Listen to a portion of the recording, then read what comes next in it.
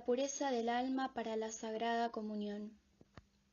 ¿Qué hay que decir acerca de la gran pureza del alma con que los santos se acercaron a recibir el pan de los ángeles? Sabemos que ellos tenían gran delicadeza de conciencia, verdaderamente angélica.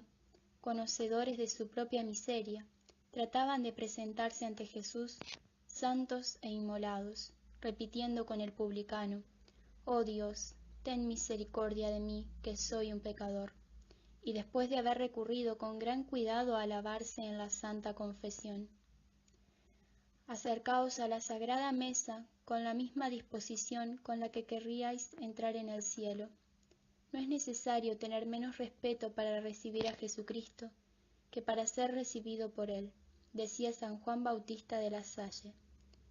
Cuando llevaban a San Jerónimo el santo viático al final de su vida, el santo se postró sobre el suelo en adoración y se oyó que repetía con humildad profunda las palabras de Santa Isabel y aquellas de San Pedro: «¿Cómo es esto, que mi Señor venga a mí? Aléjate de mí, pues yo soy un hombre pecador, oh Dios». ¿Y cuántas veces se vio tentada la angélica y seráfica Santa Gema de no recibir la Sagrada Comunión, porque se consideraba que no era ella más que una pila de estiércol? Se confesaban todos los días.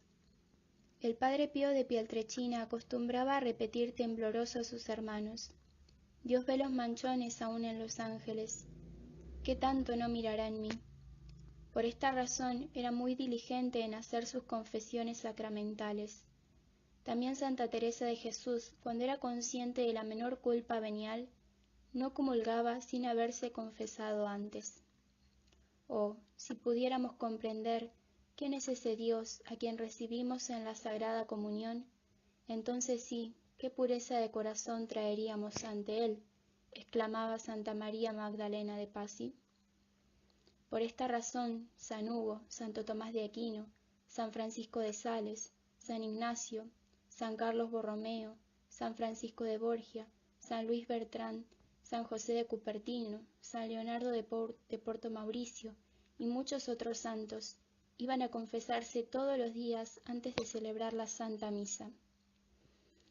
San Camilo de Lelis nunca celebró la Santa Misa sin confesarse primero, ya que él quería, cuando menos, desempolvar su alma. Una vez, al atardecer, en una plaza pública de Loborno, y antes de despedirse de un sacerdote de su misma orden religiosa, considerando que no tendría tiempo de confesarse a la mañana siguiente antes de su misa, pausó un momento, se quitó el sombrero, se santiguó y se confesó ahí mismo en la plaza pública ante su hermano. Asimismo, San Alfonso, San José Cafaso, San Juan Bosco, San Pío X y Padre Pío de Pietrelcina iban a confesarse muy a menudo. ¿Y por qué razón quiso San Pío X bajar la edad para la primera comunión a los 7 años, sino para permitir que Jesús entrara a los corazones inocentes de los niños, que son tan similares a los ángeles?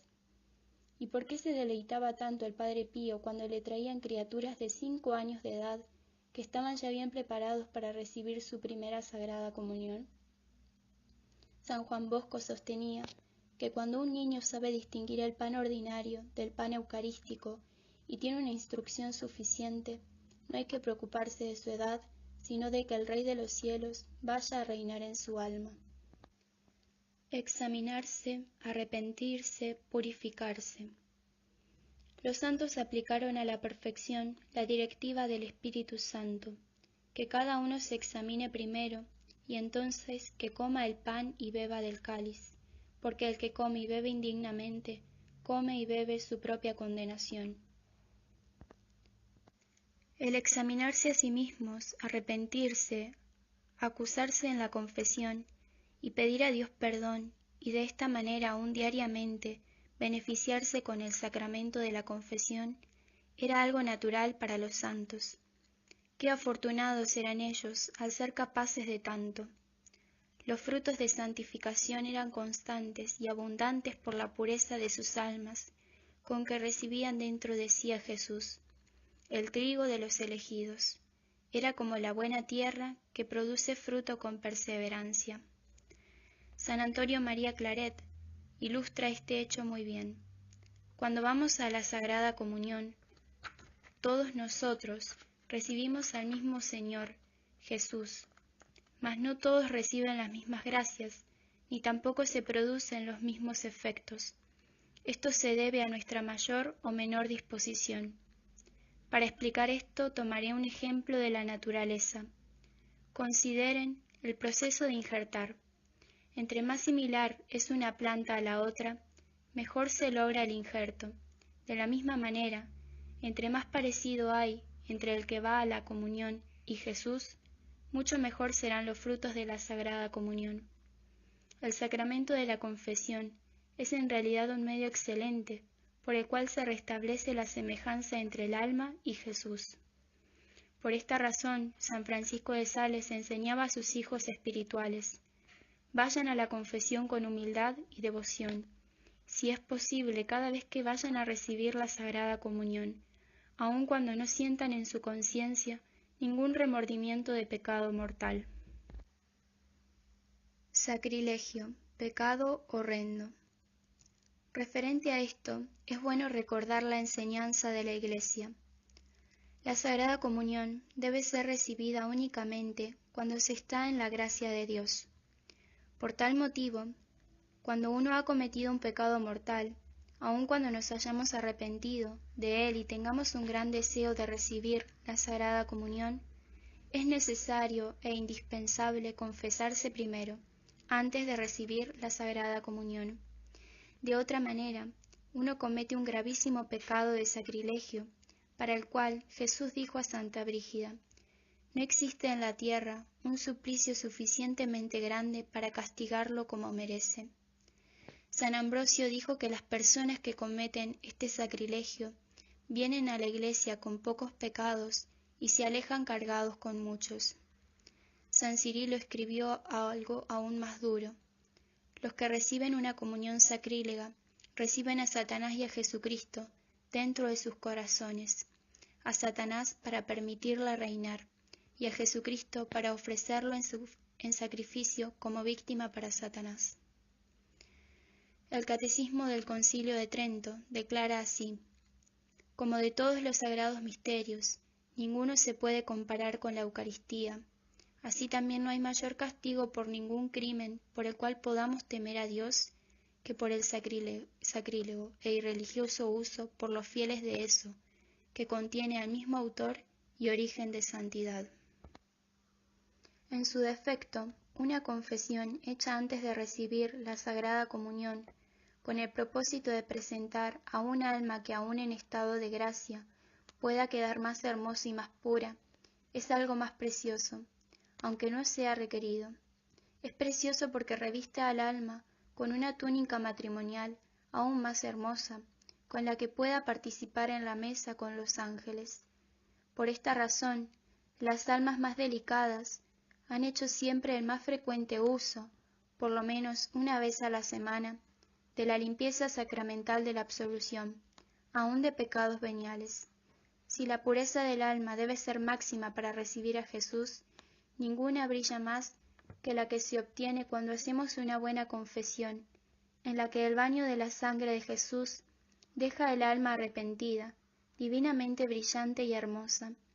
El alma que recibe la sangre divina se vuelve hermosa, como si estuviera vestida con la prenda más preciosa, y se presenta tan radiante que si la pudiéramos ver, estaríamos tentados a adorarla, decía Santa María Magdalena de Pazzi. La comunión con Nuestra Señora.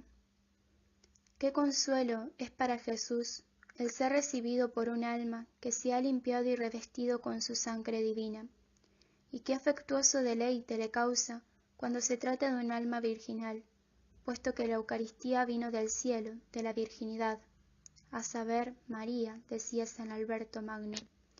Nuestro Señor Eucarístico no encuentra ese cielo sino en la virginidad.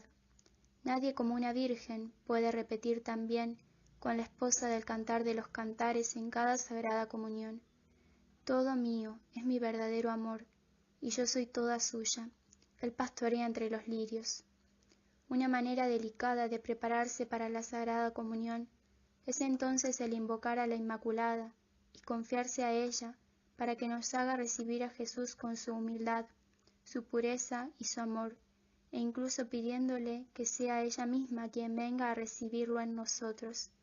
Esta piadosa práctica es muy recomendada por los santos, en particular por San Luis Griñón de Montfort, San Pedro Aymar, San Alfonso de Ligorio y San Maximiliano María Kolbe. La mejor preparación para la Sagrada Comunión es la que se hace con María, escribió San Pedro Aymar. Ella, nuestra Madre, sabe bien purificarnos y prepararnos, revistiéndonos de sus virtudes, para dar a Jesús la mayor gloria. Una descripción deliciosa la ha hecho Santa Teresa de Lisieux, pintando su alma como una niñita de 3 o 4 años de edad, cuyo pelo y vestido desordenados la hacían sentirse avergonzada de presentarse ante el altar a recibir a Jesús. Apela entonces a la Santa Madre, e inmediatamente escribe la Santa: la Virgen María se ocupa de mí. Rápidamente reemplaza mi vestido sucio, recoge mi pelo con un listoncito hermoso y le agrega una simple flor. Esto es suficiente para hacerme atractiva y me permite tomar mi lugar sin bochorno alguno en el banquete de los ángeles. Hagamos la prueba, no seremos desilusionados. Así podremos decir lo que Santa Gema exclamó en éxtasis: qué hermoso es el recibir la Sagrada Comunión con la Madre del Paraíso.